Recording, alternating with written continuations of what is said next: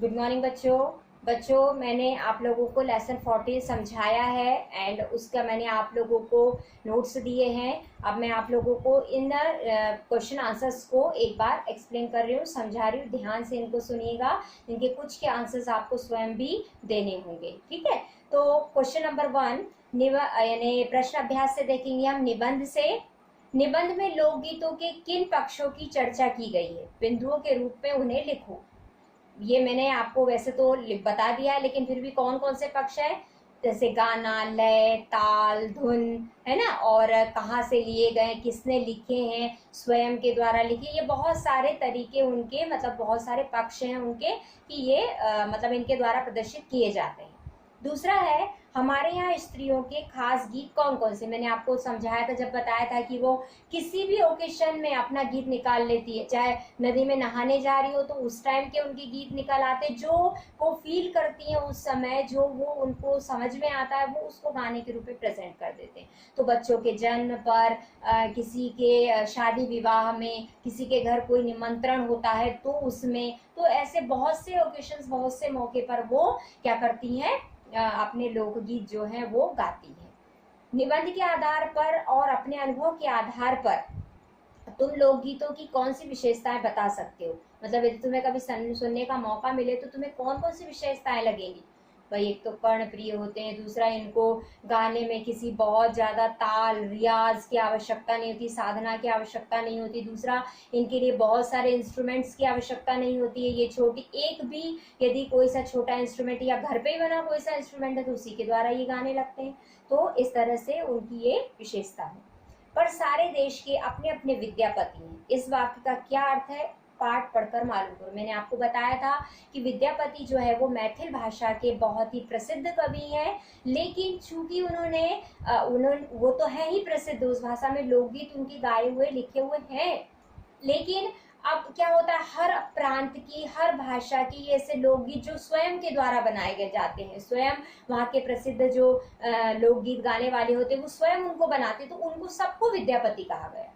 तो मतलब उन्होंने कहा कि सारे देश में अपने अपने विद्यापति, यानी सब जो जो लोकगीत लिखते हैं, जो जो लोकगीत अच्छे से गाते हैं, वो सब विद्यापति कहलाए।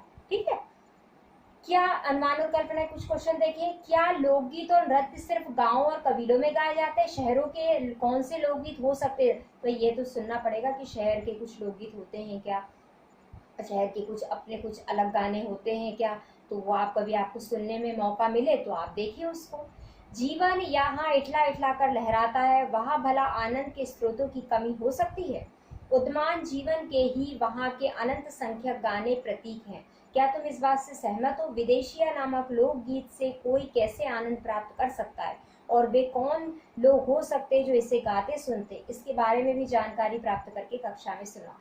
विदेशिया मैंने आपको बताया था कि जो किसी की विरह में, किसी की विदाई में, कोई अपना प्रिय व्यक्ति हमें छोड़कर चला जाता है तो उसकी विदाई में जो गीत गाए जाते हैं, और उनका कहने का मतलब ये कि यहाँ पर हर ओकेशन में लोग गीत गाते तो उसका आनंद लेते हैं सब। तो ऐसी जगह पर किसी को कोई दुख नहीं हो सकता, वहाँ का जीवन जो है वो निरंतर चलता रहता है और खुशी खुशी चलता रहता है।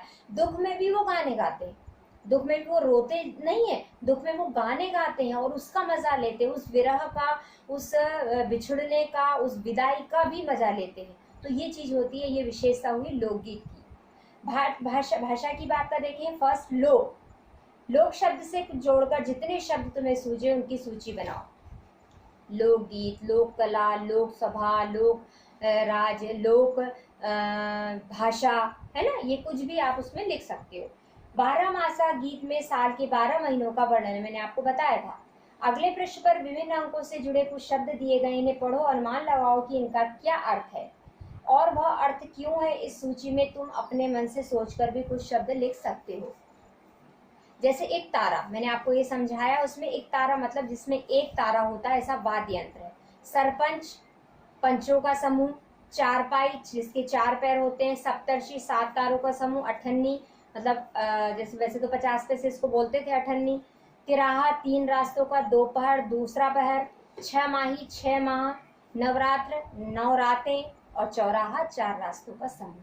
ठीक है, और इनके कुछ मैंने आपको एग्जाम्पल्स भी लिखने के लिए कहा है, तो इन शब्दों को जोड़कर आप इनके वाक्य भी बना सकते हैं। और ये जो नीचे एक्सरसाइज दी है इसमें जो शब्द हैं को, में, से आदि वाक्य, ये जो शब्द होते हैं ये एक शब्द से दूसरे शब्द, एक सेंटेंस से दूसरे सेंटेंस को जोड़ने का काम करते हैं। तो आपको क्या करना है, इन शब्द लेटर्स को यहाँ पर फिल करना, बस ये जो बने हैं को, में, इनको यहाँ पर फिल करना है। तो वो आप पढ़ो, पैरा पढ़ो और उसमें इनको फिल करते जाओ कि आपने जो सेंटेंस उसको बनाया वो सही बना है कि नहीं बना है। ओके, और ये थे आपके बुक वर्क, तो आपका क्वेश्चन आंसर्स एंड भाषा की, ठीक है। अब इसको आप अपनी बुक में और अपनी कॉपी में कंप्लीट करके रखिए।